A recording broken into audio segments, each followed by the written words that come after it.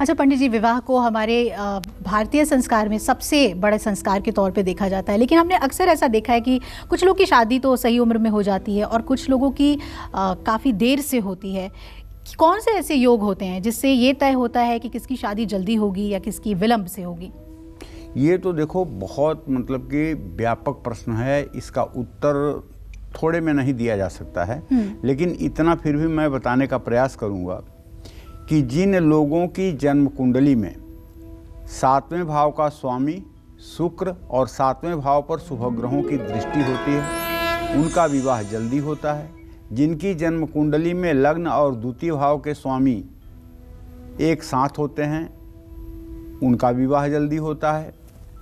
और जिन लोगों के 7वें भाव पर शुभ ग्रहों की दृष्टि होती है, लग्नेश और सप्तमेश साथ में होते हैं, उनका विवाह जल्दी होता है। और इसके विपरीत ऐसा न होने पर विवाह में विलंब भी होता है। कुंडली में 7वें भाव में अशुभ ग्रह हों तो शादी में बार बार रुकावट आती है और देरी होती चली जाती है।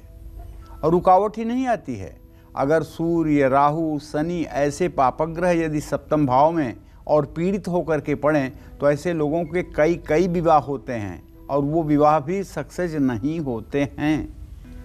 जिन लोगों की जन्म कुंडली में 7वें भाव में शुक्र हो, बृहस्पति हो या चंद्रमा हो, उनकी शादी ज़्यादा से ज़्यादा 24 साल तक हो जाती है। लेकिन यहाँ बृहस्पति अपवाद है।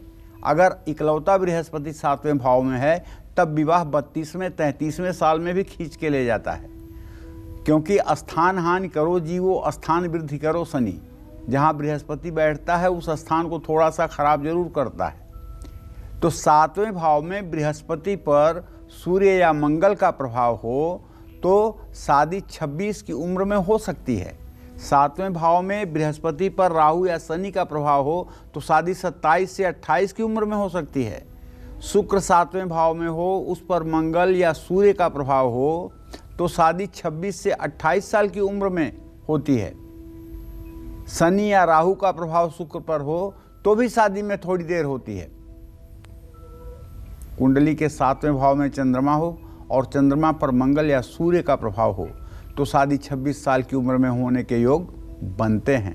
लेकिन एक बात अच्छी तरह से जान लीजिए, यदि जन्म कुंडली में शुक्र अस्त है तो चाहे जितने अच्छे योग बने, जब तक शुक्र ग्रह की शांति नहीं होगी, जब तक शुक्र ग्रह की मजबूती नहीं होगी, जब तक शुक्र ग्रह के मंत्रों का जप आपके द्वारा 72,000 नहीं किया जाएगा, तब तक विवाह नहीं होगा।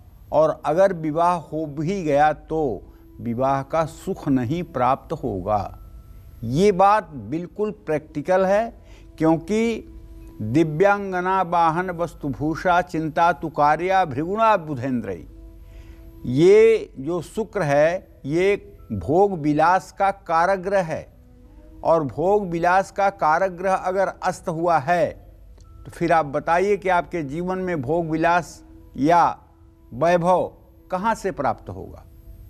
तो इसलिए जन्म कुंडली में सर्वप्रथम यही देखना चाहिए कि कहीं जन्म कुंडली में शुक्र अस्त तो नहीं है। अगर अस्त है तो सबसे पहले शुक्र का ही उपाय करना चाहिए, और शुक्र के उपाय होने के 64 दिनों के बाद अच्छे समय की शुरुआत शुरू हो जाती है। ऐसी हमारे शास्त्रों की मान्यता है। जय मां विंध्यवासिनी।